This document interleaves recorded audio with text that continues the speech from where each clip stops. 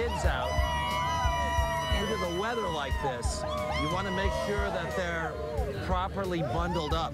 So we got to make sure you're I appreciate that. All right, there you go. There you go. Right. Looks great. Doesn't look stupid, does it? No, not at all. You're ready to star in the movie Fargo. You're great. You know what? Good. That panda's got nothing on me. No, that's I don't see any power walking in your future with that hat. I'm just saying. You just wait. Welcome back Get to me a piece of bamboo. Welcome back to the Early Show, everybody. I'm Harry Smith, along with Maggie Rodriguez and Dave Price. Remember this video we showed you earlier this week? Oh, this was so great.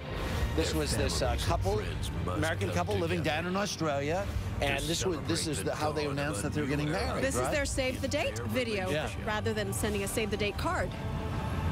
So anyway, we're going to meet them.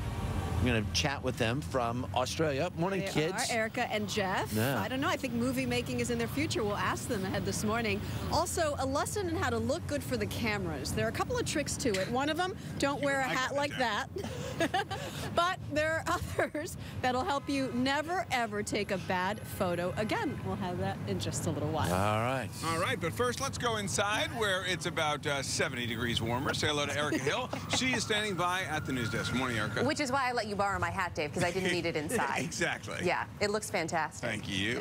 A dangerous snow and ice storm pounding the southern plains this morning, and Oklahoma is getting the worst of it. Tens of thousands are without power. CBS News correspondent Don Teague is in Purcell, Oklahoma, with more this morning, and a tough place to be this morning, Don.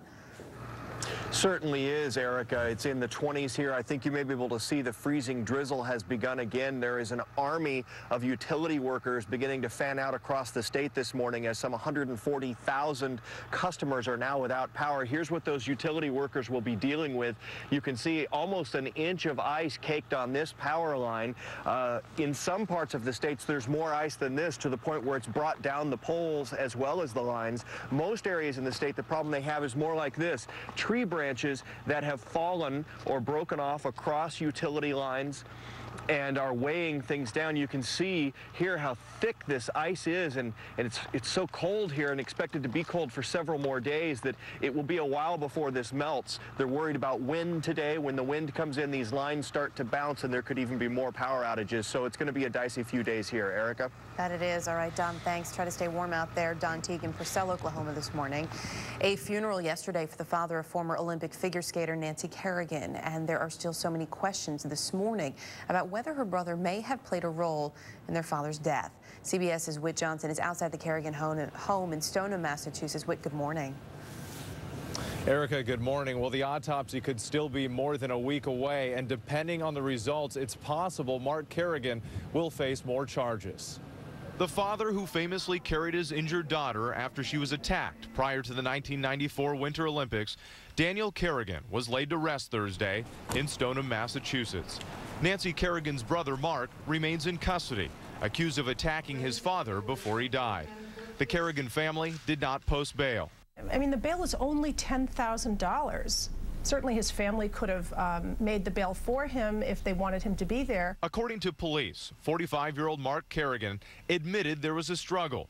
He says he put his hands around the neck of his 70-year-old father and saw him fall to the floor. He strangled me in the bedroom.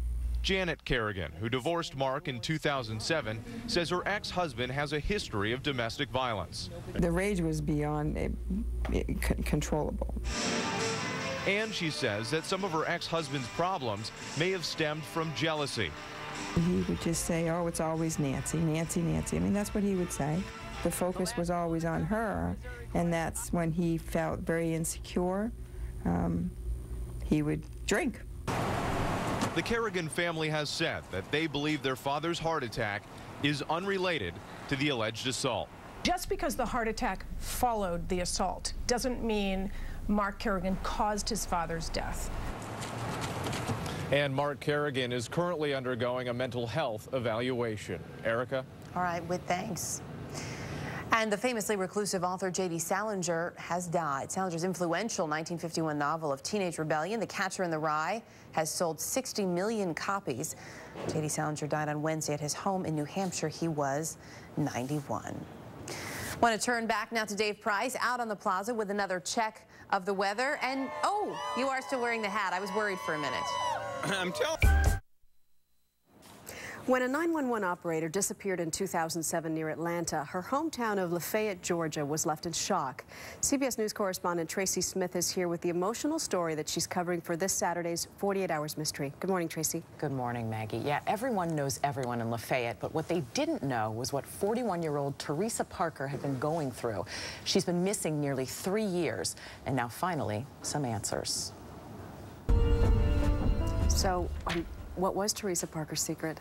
Now, you know this is 48 Hours Mystery, so I can't give too much away, but it's a problem that's shared by millions of American women.